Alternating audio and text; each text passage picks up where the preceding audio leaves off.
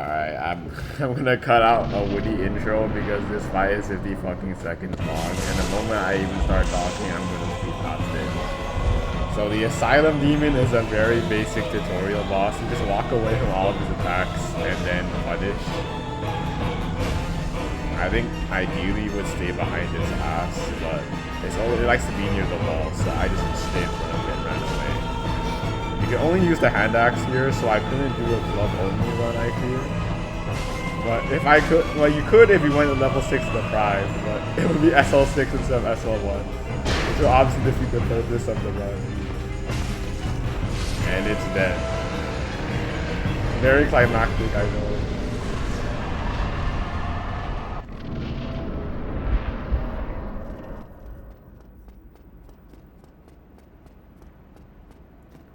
Next up, we have the Taurus Demon, and this fight is really fucking annoying for hitless. Even past the so I killed the archers in the past save, and then I quit out, so they would be dead immediately, and I'll get a free plunging attack.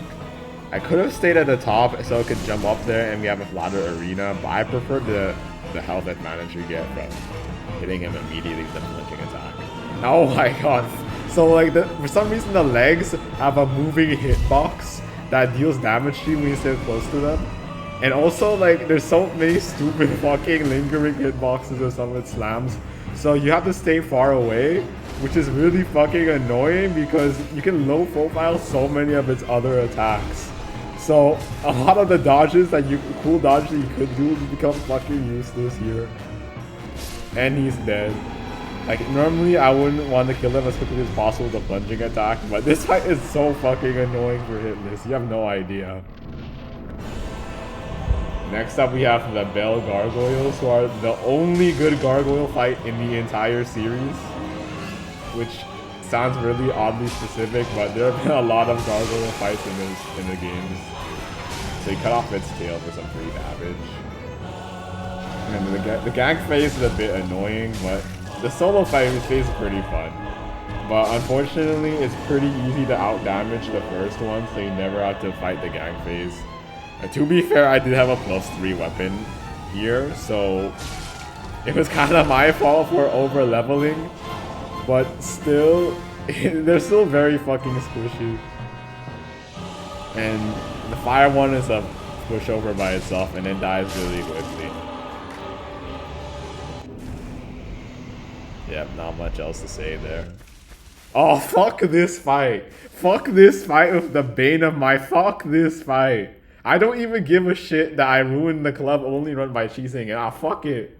It does not deserve. It is worse than Bed of Chaos. Like, whatever intern designed this piece of shit of a fight, this clusterfuck of a fight, should have been, oh my god. You don't, I will actually probably go to jail. I think I'll go to jail if I say what I want to say here. Genuinely, I don't give a shit. I don't give a flying bitch of a shit that I did this. I don't fucking care. God, fuck the dogs. Fuck. Fuckity fuck. I'm just, oh my god. What more about this fight can be said that hasn't already been said already? And well, to be fair, in retrospect, I could have used the Ring of Fog and then ignored the dogs entirely. But I didn't know about it then. So, and now it's too late. Guess the fuck what? Next up, we have the Gaping Dragon, which is the first genuinely fun fight of the run. I think the Gargoyles are fun solo, but as a gank, they're pretty annoying. But Gaping Dragon is pretty fun all around, but he's still pretty easy. So, your first goal should be cutting off the tail.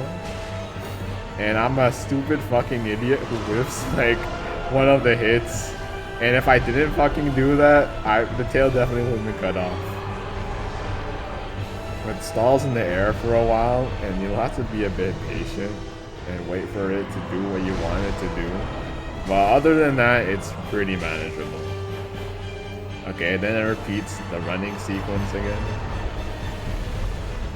Do not stay in front of him and try to roll this. You will get clipped in the ass. Okay, now I got the tail cut, which I should have got at the beginning. And its most dangerous attack is its tail attack, so cutting off the tail is vital. I like how you get a weapon for doing it too, right? I'm really sad they removed it in DS2. Like, you can still cut off tails in DS2 bosses, but you don't get shit for it. And DS3 just straight up doesn't even allow you to cut off anything. Man, I wish Elden Ring brought that shit back. It was so cool. Okay, now this is the part of the fight that's a bit monotonous, but it's still pretty fun. Like, the positioning required is really good. It's gonna start repeating the same 3 attacks. And the flying attack, I don't think I just sprint away from that. I was just trying to play it safe. The hitbox isn't as big as it seems. You could just stay still and nothing happens. And the tracking is pretty shit too. Wait, no, is it me or does the OST sound like Not Like Us? Like, certified lover boy, certified pedophile. Like, yeah, please tell me I'm not the only one who hears that. Like, they don't like us. They not like us. Okay, I'm getting off topic. Alright, time for the first cell. The sequence where it brings down its head, its teeth head, whatever the shit that thing is. And then it runs into the wall and does fucking nothing for like a million seconds. And then it allows you to just kill it. Like, I think one thing I don't like about DS1 is that some bosses just stay still and let it kill you, that you kill them. Like, it's a far cry from how fucking aggressive bosses in like Sekiro and Elden Ring can be. Which, yeah, makes sense because DS1 was one of Miyazaki's earlier works in the Souls series. Not, if you go back to Demon Souls, it was even worse with all the gimmick bosses. Like, DS1 isn't as bad in that regard, but it still has some remnants from that level of boss design. I'm not saying the games are bad, no. Demon Souls and DS1 have really good level design, but the boss designs aren't on the highlights. Quelaag is so fucking good. I think probably easily the most fun boss of the early game. Like, it's still pretty easy, but the amount of positioning involved is really fun. You have to like micromanage the lava and make sure you don't step into it, because if without the lava, this fight is a fucking pushover. And it's still not that hard, but now there's actually some thought you have to put into it, which I love. Oh yeah, also I think this kill was a no roll as well. Yeah, a lot of these kills were no rolls because I didn't want them to be too easy, and they were still pretty easy even without rolling, but at least they were a lot more mechanically engaging than they normally would be. Okay, so you can see that I'm poisoned here because I was too fucking lazy to get a poison moss and cure my shit. And also, in order to get a poison moss, you have to go all the way back to the Undead Burg and buy it from the merchant. And also, I'm broke. I was broke at this point in the game, so there'd be no point. So it is technically damage, but it's environmental damage, so I don't personally count it.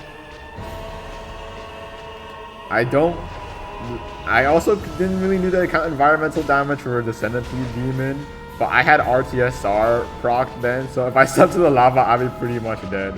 So it didn't matter if I counted the environmental damage or not. But that's a story for another day. We'll get there.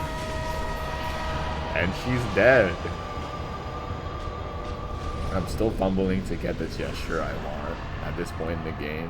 For some reason, it's really hard to click the touchpad and get it. But at this part in the fight, this is the fight where I learned that you have to use both of your fingers to touch the left side of the touchpad and then get the gesture button. And the best gesture in the series, well, what is it? Oh, it's so good. I think DS2 has the best overall gesture roster, but DS1 has the best singular gesture. Like, DS3's gestures are so sauceless. They're so filtered. And Elden Ring improved it a bit, but they're still pretty shit. And Bloodborne is like it's on the DS3 side of unseasoned, but it's also not as bad as DS3. Okay, time to actually talk about the Iron Golem. So this is another one of the bosses, another boss where it just stands still and lets you deal damage to it. If enough DP, I think with a reinforced club, you'd be able to keep it stunned for pretty much the entire fight. But with a normal club, you don't have enough stun damage to do that. So, but even without that, it's pretty easy. Just walk under its legs and every move will miss. The only thing that can even somewhat threaten you is the fuck-ass grab hitbox. But other than that, you should be fine. And if you're lucky enough, you'll be able to stun him. And then he can fall down the cliff, which is really fucking funny. Well, unfortunately, I couldn't get it here. Now we have Sue Storm. The only hard part of this fight is my cock. For some reason, I'm really bad about hitting her when she's invisible. So this goes on for embarrassingly long. My god, look at this shit. I'm so embarrassed. This is the most second-hand embarrassing. Look at me. I'm just whiffing my shit like a fool. Okay, my second hit, look, my second hit. Wow. I think using RTSR here was kind of overkill. But considering how shit I am at hitting her while she's invisible, it was pretty necessary. So yeah, if you're not an idiot like me, this fight is pretty easy. And even if you're an idiot like me, it's still really easy. Just really annoying too. Alright. And now the fight is over. Once she goes visible, it's a complete joke. Like, there's nothing she can do. If you stay behind her ass, every single move will miss. There's nothing she can do. I wish I could have cut her tail off too, but alas, she died before I could even do that. Moan percent is complete.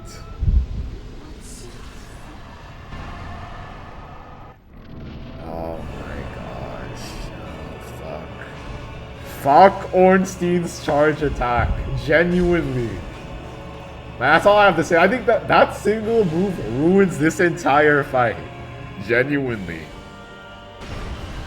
Like, I don't think one move should ruin an entire fight. One janky move should make an entire fight shit as a result. But that's not any jank move. It's the move that you use to get Ornstein away from Smough. And if it doesn't work, the entire fight doesn't work. Since the entire fight is about separating them away from each other.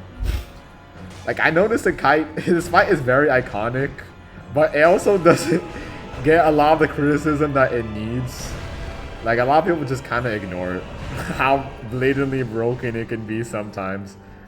I think, like, Smough by himself is pretty boring, and Ornstein by himself is pretty frustrating. And together, they're much more interesting, but also pretty bugged as well. I already mentioned Ornstein's charge attack, but I don't like some of Smough's lingering hitboxes and how you can, like, collide with them and it can push you away. Okay. I can stagger Ornstein in 3 club hits. And for the reinforced club, you only need 2 hits. So that would have made shit a lot easier. Like, the reinforced club pretty much trivializes SL1. And in this game, but to be fair, SL1 in this game is already pretty easy, even without the reinforced club and pyromancies. Like, this was easily the second easiest SL1 run I've ever done. Like, the only 4 bosses I had any difficulty with were Ornstein Smough, Manus, Kalameet, and 4 Kings. Like, everyone else was breezed through. And Demon Souls was even easier in terms of the bosses. But the only boss I had any difficulty with in Demon Souls SL1 was False King. But the thing is, Demon Souls had some pretty fucking hard areas to make up for that. I'm not saying DS1 areas are easy, but they're nothing compared to Demon Souls and DS2.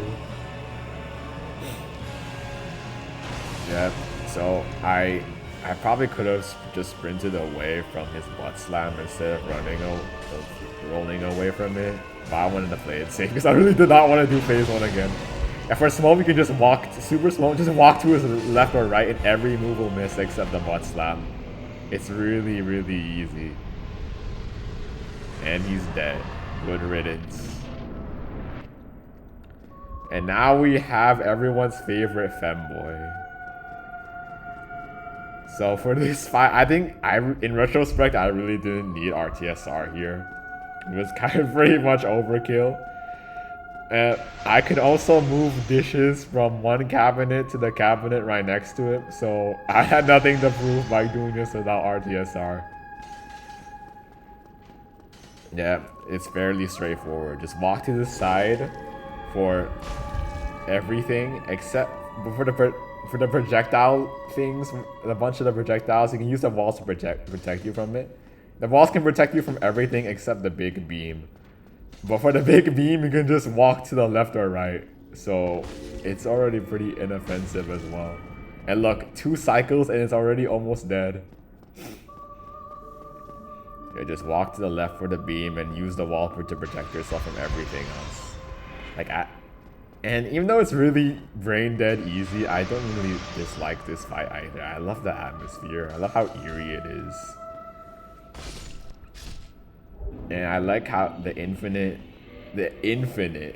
arena, it actually isn't infinite. If you go on long enough, you'll get caught to a dead end. And then you can just wail on them and you can do jack shit. And now we have the Moonlight Butterfly, which is a much significantly less successful version of Gwyndolin, where it spends the most of the time stalling and then you have a brief moment to punish it. God, I still don't fucking know how to dodge that shotgun consistently. Like, you saw me walk to the left of it like it was nothing, right? This is a no roll, but I still don't know how to do it consistently. I would just walk left and right and pray to God that I would avoid it. Yeah, this is a no roll, so I had to duck the giant beam with my R2. See this? That's a really cool dodge to pull off, but IDK had to pull it off consistently. So I panic sprint there. I probably could have done, it's a no roll kill, but I probably could have done a no sprint as well. But I panic sprinted twice there because I didn't want to get caught off by the singular beam. I have to stay in front of it. If you're doing a yes roll, you should probably just stay away and then roll away from the beams from a distance. Oh my god. So now it just lets it, it does a DS1 special by letting you kill it. Which is, it's basically just assisted suicide at this point. Yeah, this OS is only fun if you have enough DPS to one cycle it. If you don't, it's tedious as shit. Sif is so much fun. You can stay under it. Hitless actually makes it a bit more fun because if you're not doing it no damage, then you can just stay under Sif without any consequence. But Sif's jump past a hitbox, so if you get hit by that, that's obviously damage. So you can't stay under her for too long. But at the same time, it's still a viable strategy. So you can still use it, just you can't overcommit to it. So see here, I have to bait out Sif's lunging attack so I can get back into close range, and I stupidly whiffed the attack. But the effort was still there. I have a lot of embarrassing whips here, but my DPS is really high thanks to RTSR, so it doesn't fucking matter. Now, I probably could have done this without RTSR. This fight is really fun. I don't know why I wanted to kill it so fucking quickly. Yeah, I get under again. Yeah, this is a no roll, I'm pretty sure. Oh, that was a very narrow dodge. That was so close. Okay, then I bait out. Get the 2 swings, and I walk in, and I bait out the lunge. And then I finish it off before she can do the limping phase. And the limping phase just breaks my heart. I really need to make sure I kill her as quickly as possible before she gets into that. Now we have Stray Demon. And the mandatory fall damage really sets a precedent for how dumb this fight is. And dumb not in like an annoying way, dumb in like a tedious way. So he's basically just Asylum Demon, but with an AoE and a new OST. I really don't have. So for this, in Asylum Demon, I mentioned that you could stay behind his ass, and every move will miss. And you can still do that here. The only move that will hit you is the AoE. but you can just walk away from it, so you should be fine. Okay. So over the course of the fight, I realized how many free punish windows I have, and then I get some more R1 windows instead of I get some more R2 windows instead of R1 windows. And then I think later on I'm able to punish the AoE with 2 R2s instead of just 1, which speeds up the fight drastically. But I didn't realize that at the start, so the fight goes on for really fucking long. Yeah, I get an R1 right after the R2. And after this I realized, wait, I could do an R2 as well. And it works out. I walk away just in time from the AoE to get an R2 off. Like I said, I could have used RTSR to make it much quicker, but this fight is really fucking easy, so it wasn't very necessary. I punish the AoE with 2 R2s now. And then I go in for another R2. And I'm able to walk away from the butt slam quickly enough. Yeah, I R1 it to save up stamina.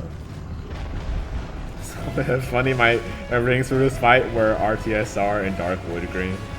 And not only am I not under 20% HP, but I don't even fucking roll once. So this is effectively a no ring kill.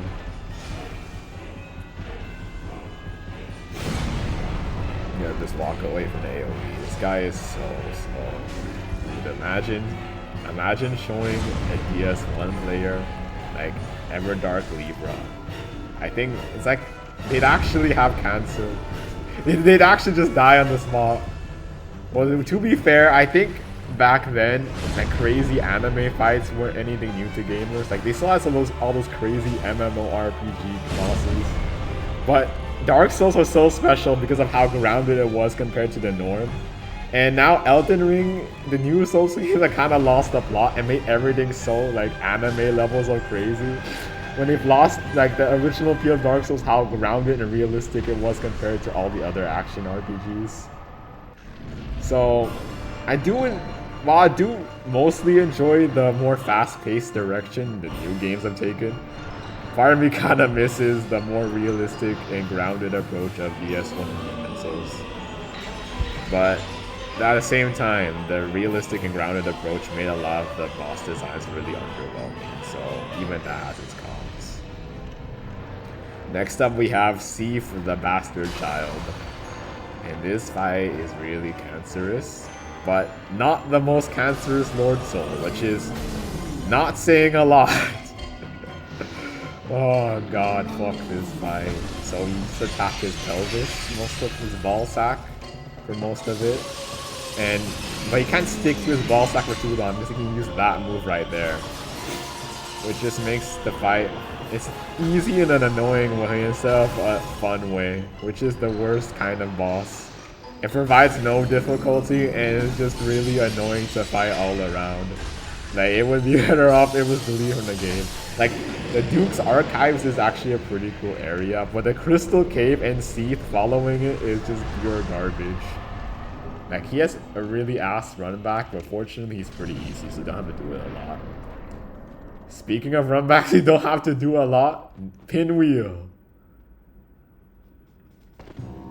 Oh my, this is my first try, and I was really nervous. I did not want to die to Pinwheel. I didn't use RTSR here, but I knew that I could kill him without it. But I just really did not want to die to Pinwheel even once, or even at SL1 without getting hit. And and then he lets me kill him after this. And then after, so the assisted suicide ends and Pinwheel is dead.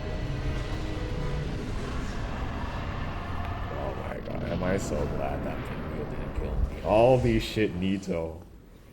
Oh, fuck me. Fuck the skeletons, for the love of shit.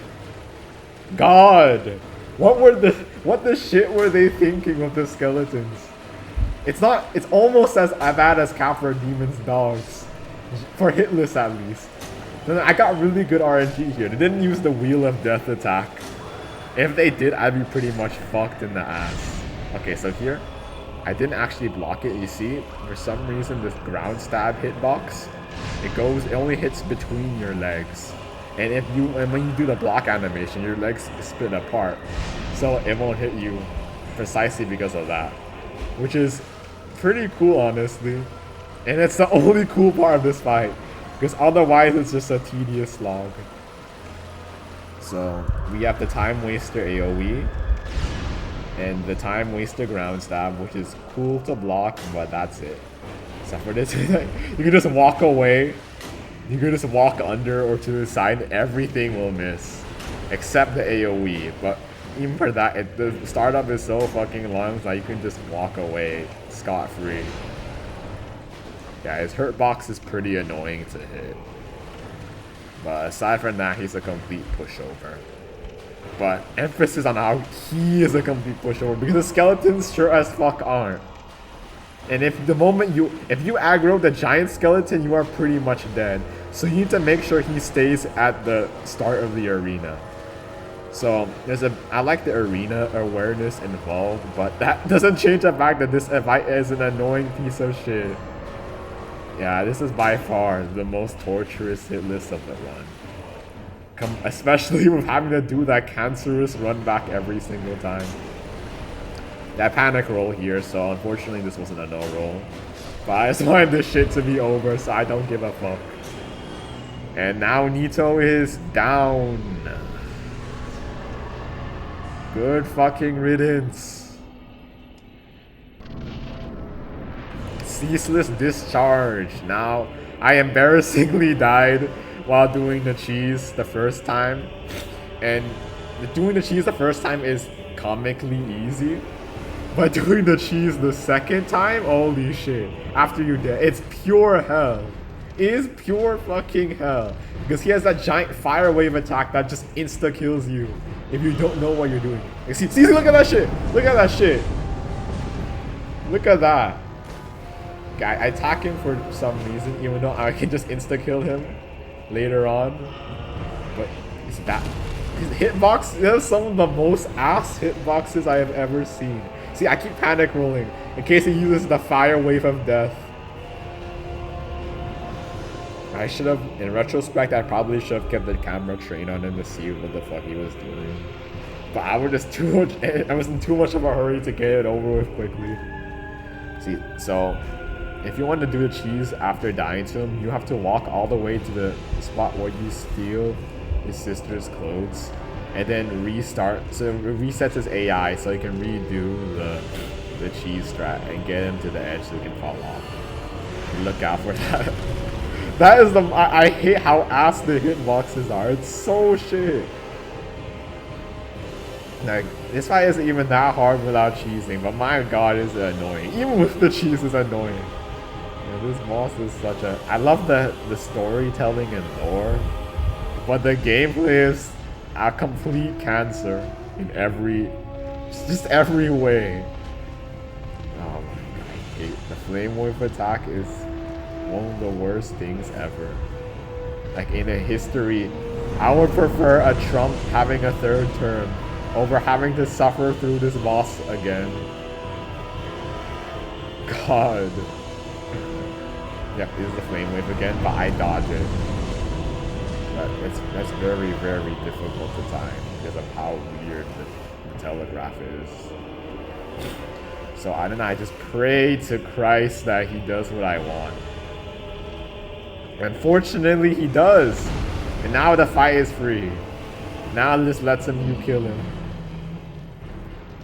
So I teabag a bit, and then he's dead.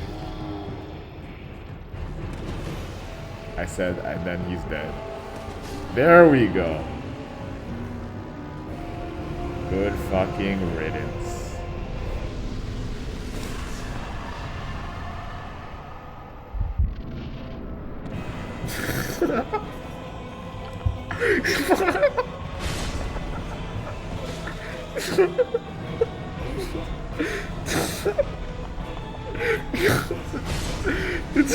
It's a... Oh god, okay, sorry, I'm trying to... I thought it was something really... I just thought it was something really funny. Okay. So, this... Fuck me, god, fuck me. So, this is Asylum Demon, but on fire. Very Wow, what an ingenious boss design. Asylum Demon on fire. Oh my god. This game of the year. Game of the fucking year. Oh my god. Oh my god. This is the most influential game of the 21st century. And it has a fucking second Asylum Demon reskin, but on fire. It's truly, you know, it's truly ingenious how good this game is. I need water, I need water. Oh my god, oh my god, holy shit. Okay, wait.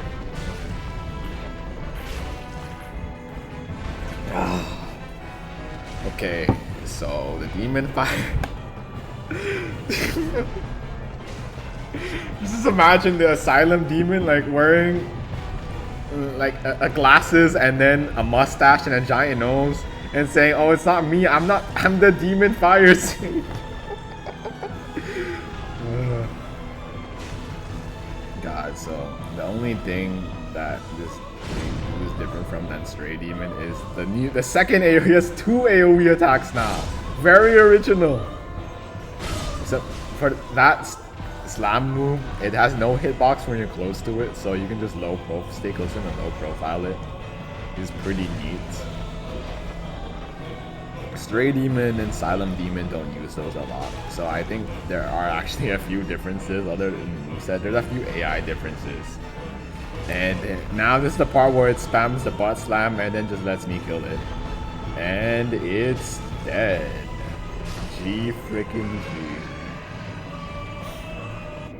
I still can't get over how stupid this shit is. God. Now we have the Centipede Demon. Okay, so I don't usually count environmental. I mentioned earlier that I don't usually count environmental damage for hitless or no damage. But if I have RTSR here, so if I didn't count it, I would be pretty much dead the moment I went into the lava. So I had to stay close to the first platform in order to kill him as quickly as possible. Because God, this is a really fucking annoying boss for hitless. And I needed RTSR to get it over with as quickly as possible. So he spams this attack for a while, and then he finally lets me hit him. So chop off his arm, and then he'll come close to you, and then he'll actually have windows. That's the one cool part of the fight, how you can like chop off its arm, and it becomes its own enemy with its own AI, which you can kill quickly, yeah, but it's still pretty fucking cool. But that's all the praise this boss is getting. Because it's really, really annoying otherwise. Like, he loves jumping away into the lava. Oh god, he fucking loves jumping into the lava. So just run away and then R2 and then run away and then R2. And then rinse and repeat until he's dead. Very, very innovative gameplay. Bravo, Vince. Alright, then I walk away from the jump attack. This is also a no-roll kill. Yeah, this is definitely no sprint. But not no sprint. Definitely not no sprint. And then he's dead. G freaking G.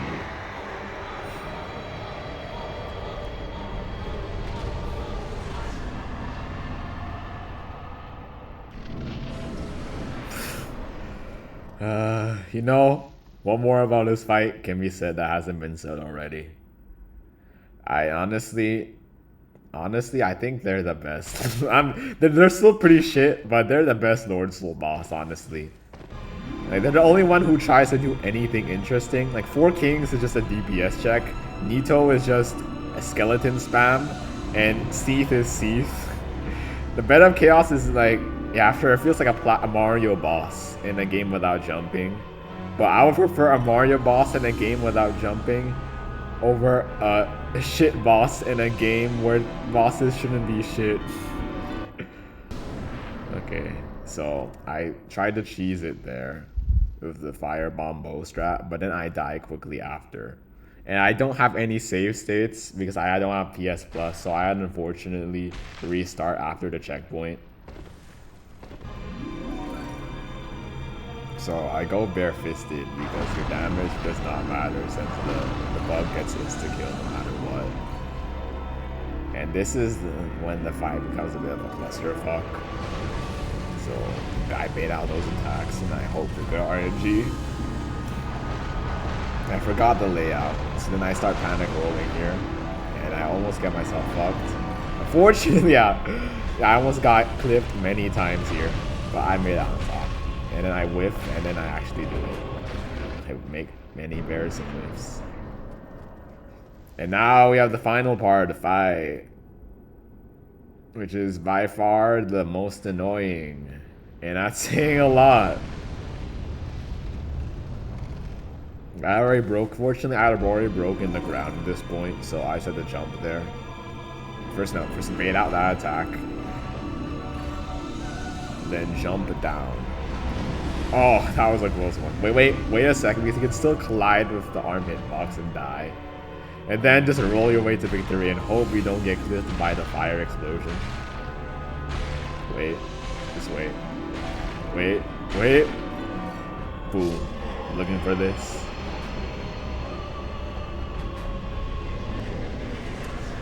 One more Lord Soul to go.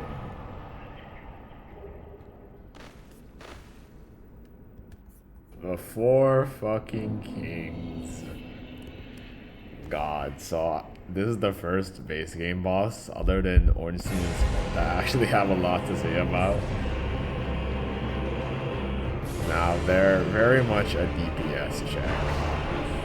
And there are so many things that make them so annoying as both a DPS check and just as a boss in general.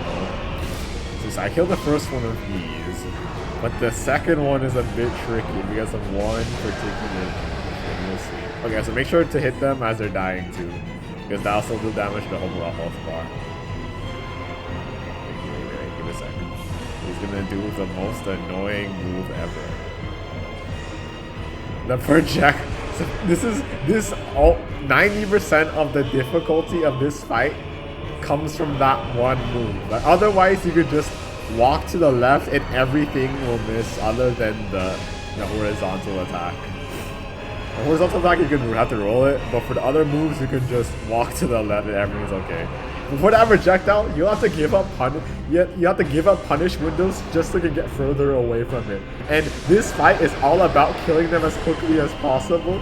So giving up punish windows isn't exactly the most ideal thing to do, and just waste your time. And that's not the only time waster move in the fight. Like, you have the grab here, and later you have the AoE, which lingers for ages.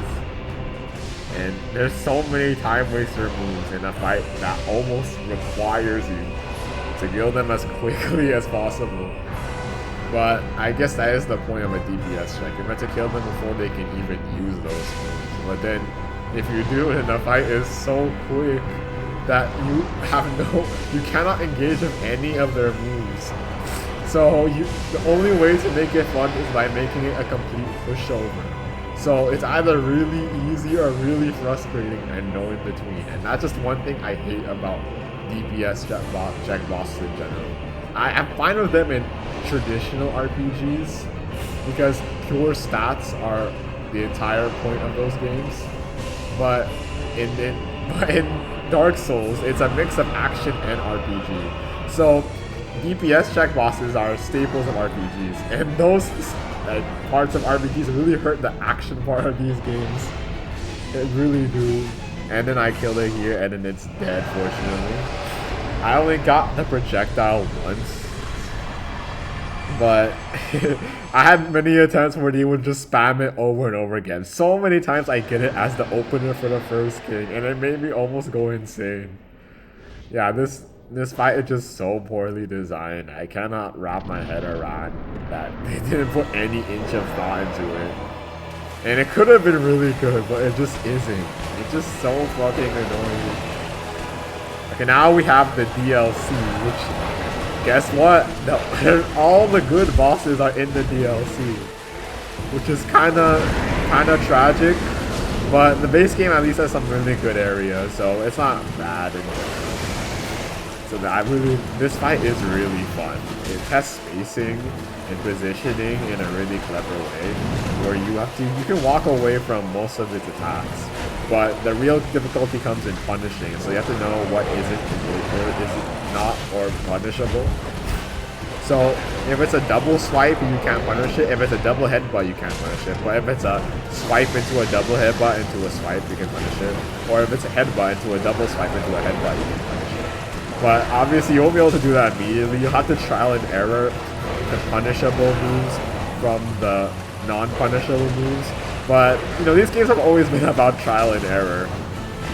They're not like traditional action games where you can just master the mechanics and do everything from the start. No, the mechanics are fairly straightforward. But each boss is its own mechanical challenge. So you have to master the boss more than you'll have to master the actual game. And Sanctuary Guardian just does that perfectly. It's a really simple fight by later game standards, but by DS1 standards, it's a fucking sigh of relief. Alright, now we have Artorias, which is really, really fun, but I do think it's slightly overrated. Like, it's probably one of the most beloved fights. It's easily the most beloved fight in at least DS1. And out of the entire trilogy, it's gotta be at least the top 3. But I do think that it suffers from some problems, some DS1 jank problems, where if you lock on, then this fight is pretty unfun. It suffers a lot from the quad directional rolling and the fact that you can't sprint while locked on. So obviously this can be because like a lot of the dodges involve dodging diagonally, and you can't do that while you're locked on. And you also can't strafe things really easily because you can't sprint at all. The DS2 fixed this fortunately, but Bloodborne brought it back for some reason, only for DS3 to revert back to normal, which is very weird. But yeah, by DS1 standards, this guy is good, but he'd be much better in DS3 combat, because he feels way... The DS1's jank really just cannot keep up with this fight. But fortunately, you can solve all the lock-on jank by, you'll never believe this, locking off. Yeah, so yeah, locking off makes this fight a lot more fun, I am. And your main punish window will be that slow swipe attack that you just did, horizontal swipe attack. And not much else you can punish. You can also punish the charge. You see, this is charge, you punish that with R1. But your main punish window will be the slide. And then you can R2 safely and he's dead. And also make sure to preemptively roll after each punish. These are some really big quick counter attacks. So even if he doesn't use them, you'll be safe. So just preemptively roll after every punish, you'll be good.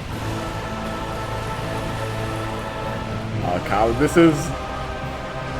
I'd say Kalameet is a bit harder than Manus, but even though he's not too bad. But by DS1 standards, he's definitely one of the hardest bosses. So I think Kalameet is harder, but Manus is much more fun. Kalameet, definitely the weakest in DLC. He has a lot of really weird hitbox jank. And it's really, like, specifically his neck attacks. It's really, like, see this. I outspace it more. I prefer outspacing it than dodging it because it's really easy to get caught on the hitbox collision and then get hit by the lingering hitbox even though you time the roll correctly. It's really, really annoying how frequently that happens in this fight. So, okay, so the main goal for this fight should be staying to the side to bait out the stock attack. It's like a pseudo where you can do it repeatedly as long as it can potentially repeat it infinitely. Bobs, he can break out the loop and he can get a free R2 punish each time he does it. It's not a true loop because he can break out of it whenever he wants, but it's so good that staying to his side should be absolutely imperative for a efficient melee skill. Yeah, it's a bit hard trying to be at what I can stop by him, but it's 100% worth it. It is so worth it. Pretty much, the good thing is that pretty much everything is punishable, but there are some things that are more favorably punishable than others, like the stomp attack. Yeah, it likes to stall a lot, which is really annoying. Not as much as with another dragon boss in DS2, which likes to fly around all the time, but it could still be a bit annoying.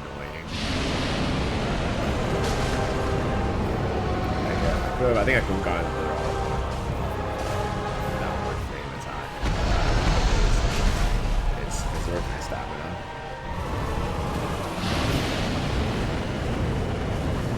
He stalls a bit here, and I could punish it, but I'd be at risk of getting clipped by one of the shoot hitboxes, so I didn't go through. Okay, then I just need a bit. Then he does the stomp attack twice, and he's dead.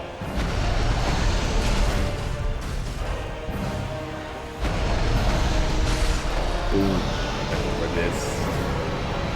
Yeah. Alright, one more DLC boss to go.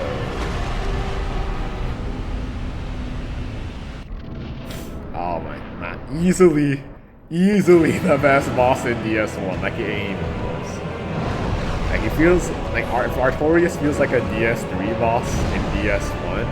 Manus feels like a mix between a DS1 and a DS3 boss. Like he has the aggression of a DS3 boss. But a lot of his windows feel specifically designed for DS1 as well. Like he has some really big, like his combos and his range is really big, and his downtime between his attacks is really short for DS1 standards. But his windows are super huge, so if you space yourself well, you'll be able to capitalize on them really good, much better than you normally would. Again, DS3 is more of a roll slot game, while DS1 tests positioning much more. Even the bosses are much easier. And Manus mixes the best of both worlds. He's both a roll slot boss and a positioning slot boss. This move is really cool. Like, at first it's his most intimidating move, but it slowly becomes his best possible move he could use. You dodge away from the first hit of his Momo combo, and then you just like wait out the rest, and you can space around the final hit to make an efficient R2 punish out of it. It's so good. This fight combines rolling and spacing so fucking well. I just cannot get over. Like, they did this all the way back in DS1 as well. And he's such an... I cannot get over how good Manus is. Like, he's too good for DS1, genuinely. Yeah, at the same time, he feels perfectly designed for it.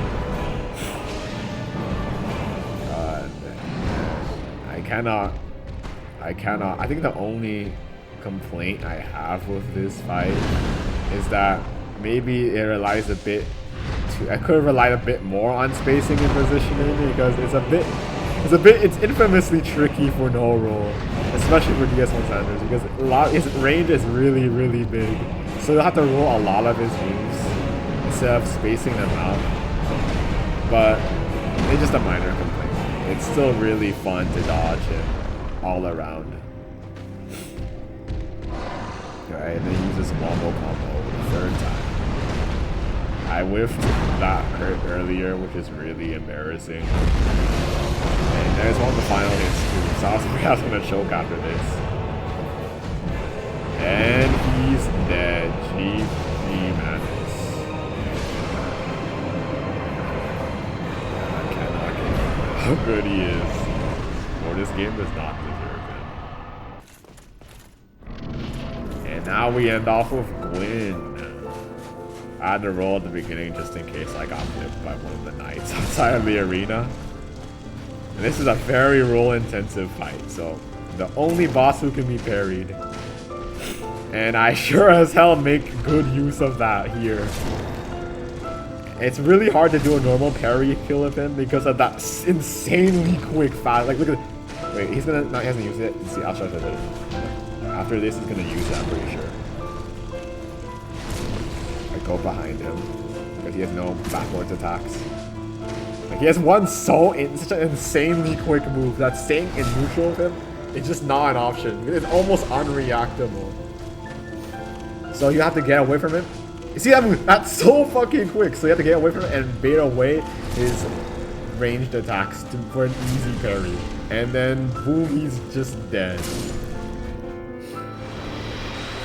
Yeah, I think that one move dictates this entire fight. That's the one reason why I didn't want to do a parryless kill of him. Like, a parryless kill of him is actually a bit difficult, but with parrying is a complete joke, as long as you know what you're doing. And that's DS1 SL1. Well, that wasn't the most interesting SL1 run I've done, but I'm glad I did it anyway. It gave me more, ironically enough, it gave me more appreciation less for the boss design, more like the level design, and how interconnected the world is. And it was really fun mapping my progression throughout the world, especially when I didn't have fast travel in the first half of the game. It's something that I really take for granted in the later games, but in this game, you just can't do it, and I love that. And that's why a lot of people say the second half is weaker, because the novelty of there being no fast travel is just gone. And I don't hate the second half as much as other people do. In fact, I honestly like enjoy it just as much as the first half in some areas, but I can't deny that it does feel rushed in many areas. Next for me, I think I'm already done every single SL1. I still have a few Bloodborne Chalices bosses left, but I'm not really in the mood to fight them, honestly. I'm pretty fucking tired of these games right now. Maybe in like a month or two, because I'm busy playing other games. I've recently been binging all the Persona games. I beat Persona 5 and now I'm almost done Persona 3 Reload. I'm gonna do 4 Golden soon, and then I'll be done with the modern trilogy. Might even do the first 2 games if I'm really feeling invested.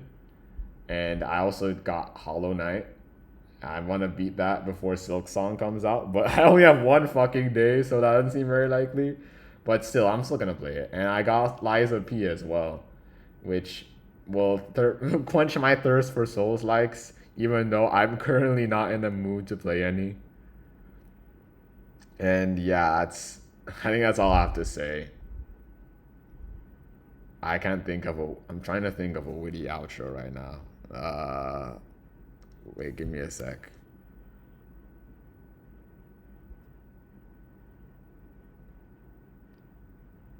Suck my dick.